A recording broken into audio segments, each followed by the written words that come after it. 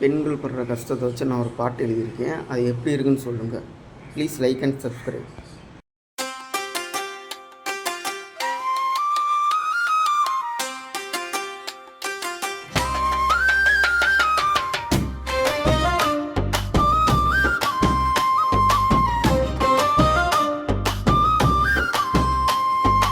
என்ன தாங்க நடக்குது நம்ம நாட்டுல, இப்ப எல்லா பெண்களுமே கஷ்டப்படுறாங்க வீட்டுல.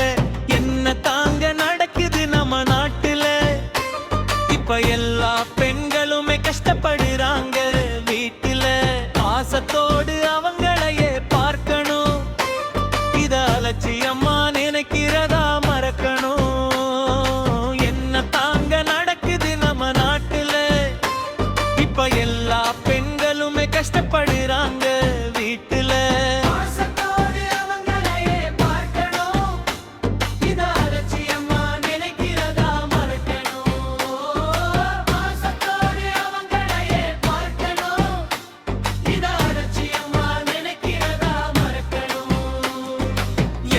தாங்க நடக்குது நம்ம நாட்டுல, இப்ப எல்லா பெண்களுமே கஷ்டப்படுறாங்க வீட்டுல.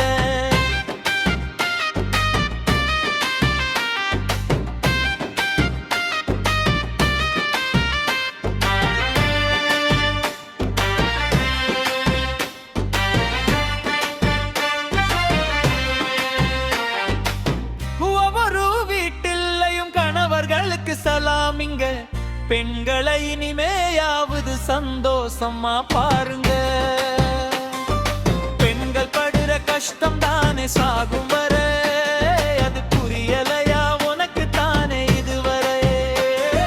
பெண்கள் படுற கஷ்டம் தானே சாகும் வரை, அது புரியலையா உனக்கு தானே இதுவரை. என்ன தாங்க நடக்குது நம்ம நாட்டுல, இப்ப எல்லா பெண்களுமே கஷ்டப்படுறாங்க வீட்டுல. அவங்களையே பார்க்கணும், இத அலட்சியமா நினைக்கிறதா மறக்கணும். அவங்களையே பார்க்கணும், இத அலட்சியமா நினைக்கிறதா மறக்கணும். அம்மா அப்பாவா விட்டு புட்டு போக போறேன், அடுத்த வீட்டுக்கு தனியா.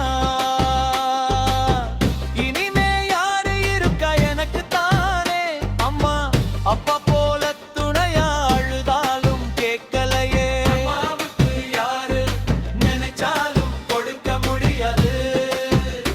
அம்மா அப்பா பாசத்தை அம்மா அப்பாவா விட்டு புட்டு போக போறேன், அடுத்த வீட்டுக்கு தனியா.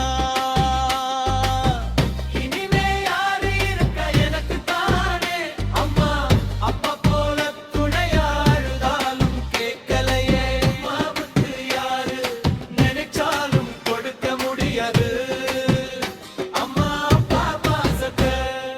என்ன தாங்க நடக்குது நம்ம நாட்டுல, இப்ப எல்லா பெண்களுமே கஷ்டப்படுறாங்க வீட்டுல.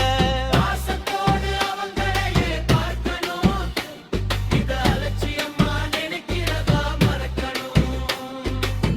பெண்களை சந்தோஷமா பார்க்கத்தானே வேணும், அது போல வாழ போறேன் நானும்.